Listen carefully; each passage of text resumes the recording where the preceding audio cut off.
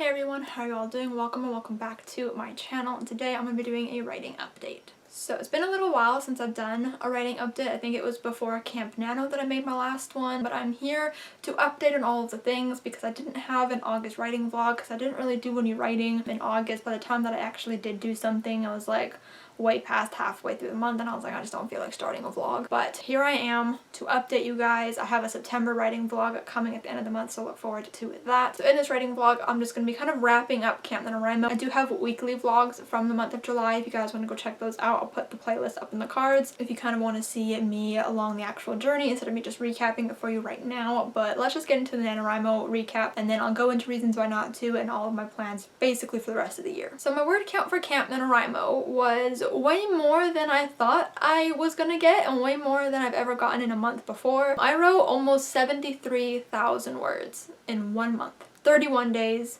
almost 73,000 words. I have no idea how I did that. Like, genuinely, I have no idea what kind of like high I was running on in the month of July. I genuinely have no idea. I've never written that many words in a month before. I'm honestly baffled.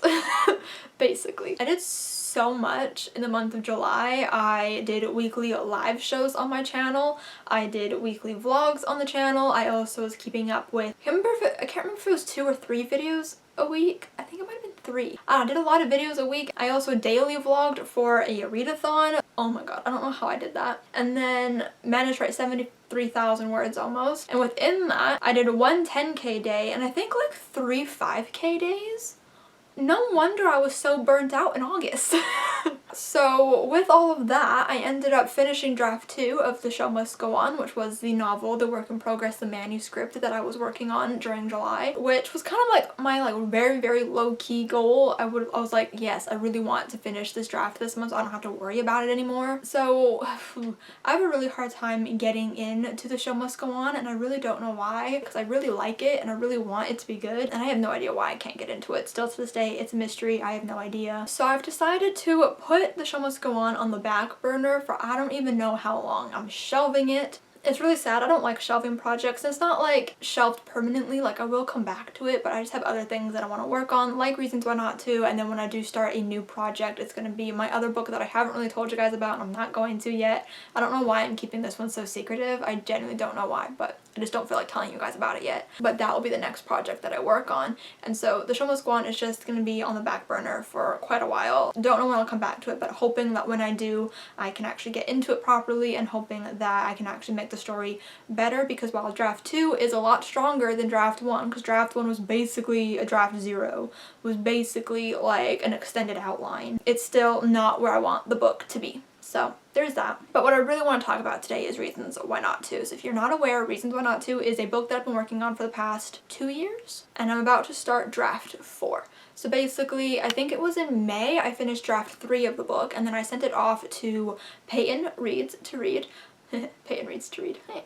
That was weird. I sent it off to Peyton to read for me, to beta read, and then I also ended up sending it to Julia because she was like begging for it, and I was like, okay, you can have it. I didn't like saying no to her anymore, so I gave it to her as well, and they both gave me some really great feedback on the book, which I'm so grateful for, and a lot of the things that they said I kind of already knew myself, which was very, very validating. Lots of things that they told me, and they also just made me kind of feel good about my book again. They gave me some like reassuring comments as well, and I love them a whole heck of a lot, so thank you guys for reading my book. I really appreciate it. So that happened. So what I've done is I'm now going to start revisions and start draft 4, and I'm really nervous, really excited all at the same time, and I've kind of made a plan for what I want to do. I'm basically going to be working on this for the rest of the year, and then I don't know what's going to happen after that. But yes, I basically just made a cohesive list of everything that I needed to change, all the notes Peyton and Julia gave me, all the notes that I had myself, and things like that, and I made like a cohesive list of everything that I need to fix basically, and I put it like in categories. So there's like character things I need to fix, plot things I need to fix, etc. Basically going into these revisions in like different focused rounds,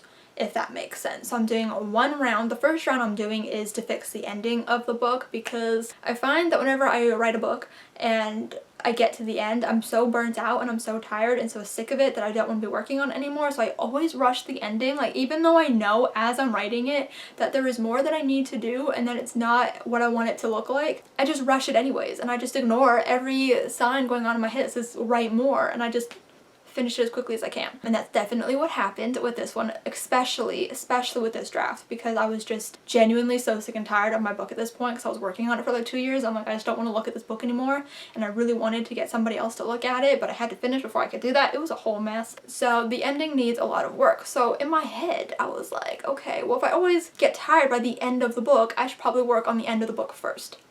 You know, so that's what I'm gonna do. I'm starting off with basically what is a rewrite of the end. And let me tell you guys, I'm so tired of rewriting things, but I need to rewrite the end of the book, essentially. I am keeping parts of it, but it's pretty much a rewrite. I'm also going to dip back into draft 2, and that's kind of on my radar for today, that I need to go through draft 2 to get what I need. But in the notes that Peyton and Julia gave me and things that I knew, there were things in draft 2 that I meant to include in draft 3, and I just never did. So that's a problem. I think I was just either I didn't realize that I didn't include it, because I've had so many drafts of this book now, I don't know what's in which draft. And so there are things in draft 2 that I meant to put in draft 3 and I didn't. So pulling from draft 2 and draft 3 for this new ending of the book, and I've already outlined it and I'm very excited about it. And then I don't know what the next round of revisions will be. I think I'm gonna do like character work or whatever. I don't know. I have different rounds of revisions planned. I just don't know what order they're gonna be in because I don't know what's gonna affect what. So we're gonna play it by ear. We're gonna see what happens, but I'm hoping for the revisions to be done by the end of the year. That is my tentative goal. That is not my tentative goal. That is what I really want to happen. That is like my goal. It needs to happen. I'm feeling really excited,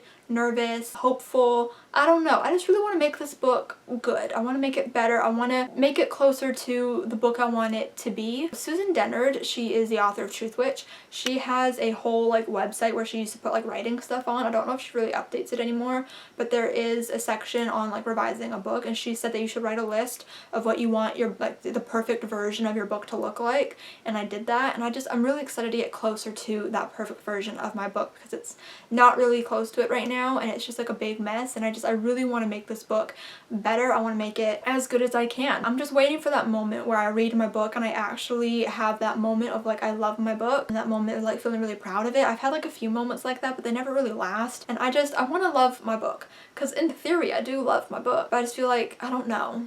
I have a lot of self-doubt, a lot of imposter syndrome, but I really want to love my book, and so that's kind of what all these revisions are obviously about. Yeah, I'm very excited to get into this, very nervous as well, like I've mentioned a million times, because working on this book the last time was so difficult and so draining my mental health. It doesn't help that we're currently in a pandemic and a million other things going on in the world that is like messing with my mental health. Also, I've been reading this editing book. It's called Self-Editing for Fiction Writers. This is by Rennie Brown and Dave King. I bought this at Value Village like last year, I think, and I've been reading this and tabbing and annotating it to help me with these revisions. And guys, let me tell you, this book has been so valuable so far, and I'm really excited to start to like apply some of the things I've learned from this book into my novel. I realized that there's so many like dialogue things I've been doing wrong, like dialogue tags and descriptions, and I don't know, this book is super helpful. I'm glad that I finally read that. But that's all I really have for you guys today. I'm just excited to revise and all that jazz, so I hope you guys enjoyed this video. If you did, give it a huge thumbs up. Comment down below, let me know what you guys are currently working on writing wise. I'd really love to know. Subscribe if you have not yet already, and I will see you guys next time. Bye!